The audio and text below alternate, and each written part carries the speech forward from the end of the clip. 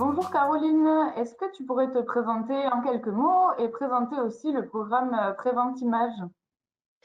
Oui, bonjour. Alors, donc Caroline Vervas, je suis pharmacienne au Centre d'appui pour la prévention des infections associées aux soins de Nouvelle-Aquitaine, le CEPIAS Nouvelle-Aquitaine, mais j'ai aussi une mission nationale puisque j'appartiens à l'équipe MATIS, la mission d'appui transversale à la prévention des infections associées aux soins. Et donc, je vais vous présenter le programme e-Préventimage auquel j'ai participé. J'ai participé à son élaboration. Donc, Préventimage, c'est un programme de formation continue en ligne qui est validé DPC et ce programme de formation, il est dédié aux médecins généralistes. Comme son nom l'indique, c'est un e-learning, c'est une formation totalement en ligne et elle va aborder la prévention des infections associées aux soins et la résistance bactérienne aux antibiotiques. Merci Caroline. Du coup, est-ce que tu pourrais nous parler un petit peu de l'objectif principal de cette formation? Oui, bien sûr. Alors, l'objectif premier des Préventimage, c'est de permettre d'aborder, comme je l'ai dit tout à l'heure, la prévention des infections associées aux soins et la prévention de la résistance bactérienne aux antibiotiques en les intégrant au travers de cas cliniques à la démarche quotidienne de prise en charge diagnostique et thérapeutique des patients. Donc, ce programme de formation est constitué de dossiers et ces dossiers sont calqués sur une approche séquentielle qui se veut au plus près de la réalité clinique. Cette formation a pour objectif que les médecins généralistes jouent pleinement leur rôle dans la prévention des infections associées aux soins, la transmission croisée et la prévention de la résistance microbienne. Pour entrer un peu plus dans les détails, est-ce que tu peux nous parler un peu du support de cette formation? Oui, bien sûr. Alors, ePréventimage est un programme de formation en ligne. Vous voyez l'adresse affichée sur cette diapositive. Donc, chaque session de cette formation est composée de 4 dossiers.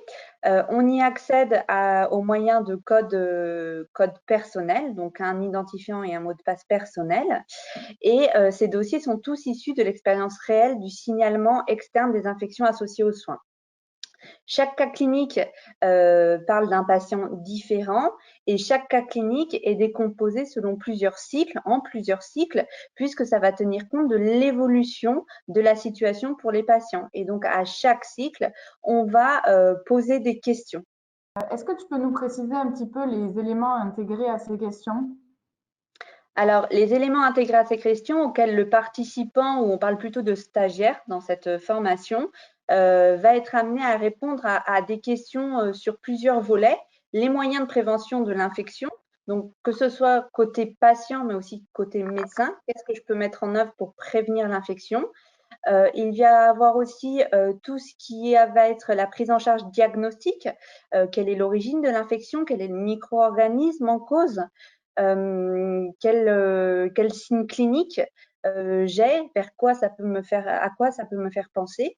Et puis il y aura tout l'aspect prise en charge, que ce soit la prise en charge thérapeutique, mais éventuellement la prescription d'examens complémentaires si nécessaire. Tu peux nous dire de quelle façon le stagiaire va avoir un retour sur les réponses à ces questions? Alors oui, bien sûr. Alors en fait, une fois que le stagiaire aura répondu à chaque cycle de questions, il pourra avoir des réponses argumentées et des commentaires du formateur. Alors après, il faut savoir aussi que à la fin du dossier, donc une fois que chaque cycle est validé, il y aura un retour personnalisé par mail au stagiaire.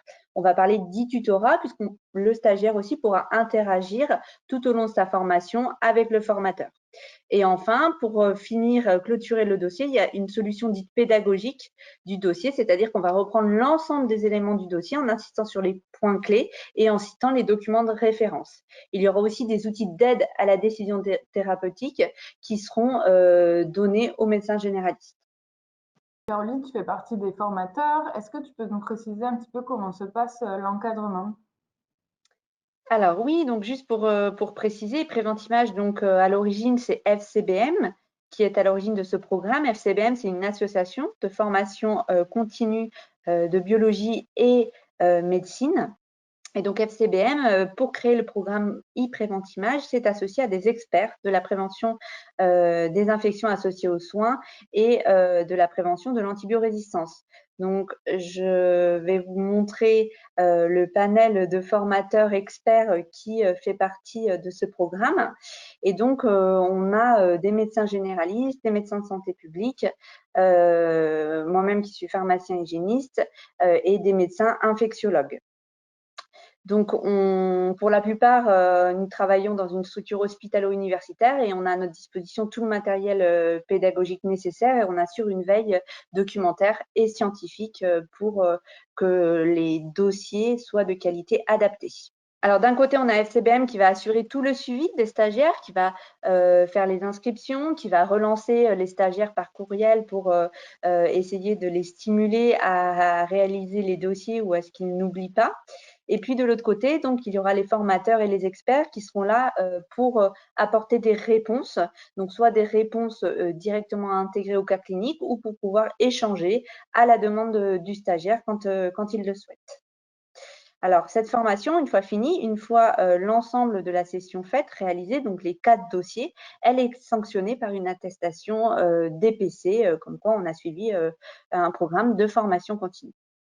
Précisément, qu'est-ce que tu attends toi en tant que formateur?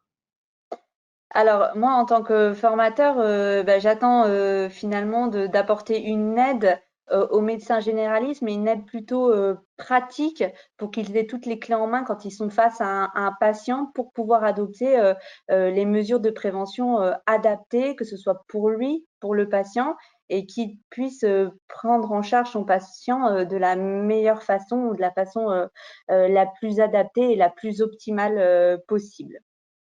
En pratique, est-ce que tu peux nous dire comment on fait si on veut s'inscrire à cette formation Prévente Image? Alors oui, alors pour s'inscrire, on se connecte sur le site internet dont j'ai fait mention tout à l'heure et on va donc tomber sur cet écran.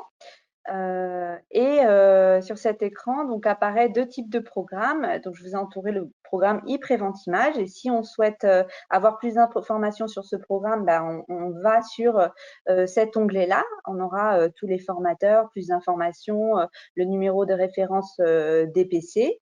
Et puis, si on veut s'inscrire, on peut s'inscrire dès maintenant en allant sur l'onglet Inscription qui est aussi entouré sur cette copie d'écran.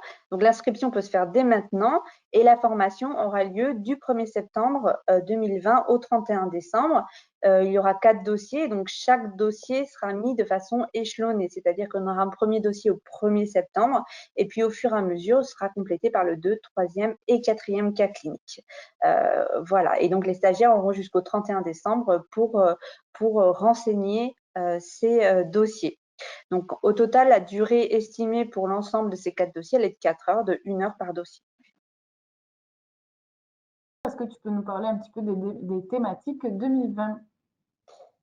Alors, je ne vais pas en parler trop en détail puisque c'est quand même finalement des questions auxquelles seront confrontés les participants ou les stagiaires. Mais ce qu'on peut dire, c'est que les thématiques, elles vont être variées cette année et elles vont toucher, par exemple, la sphère urinaire, tout ce qui est voie respiratoire et aussi un peu de dermatologie. Merci beaucoup, Caroline, pour cette interview. Merci, au revoir. Au revoir.